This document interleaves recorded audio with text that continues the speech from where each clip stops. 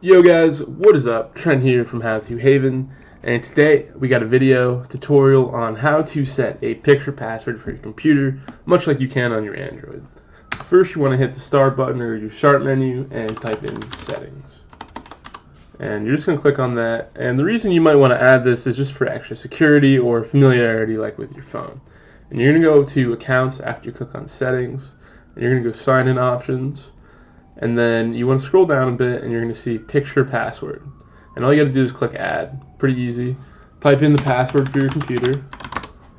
And I already have a picture. If you don't want, when you first log in, there will just be a button up here that has you choose a picture. This is mine, a Mudkip, and I'm going to use it. So you click use this picture. And then you just kind of draw on your picture. So we'll just make it something easy like that. And you just got to confirm it 3 times. Then you're going to have to confirm it one more time. And you want to make it something you can easily remember and something that no one else could easily remember. So that's what I've got. After that, you just hit finish. And now you've got a picture password. And when you log on your computer, you're going to have to draw that again, and that picture will come up. Now, I don't want mine, so I'm going to hit remove. If you do want it, you obviously wouldn't hit remove.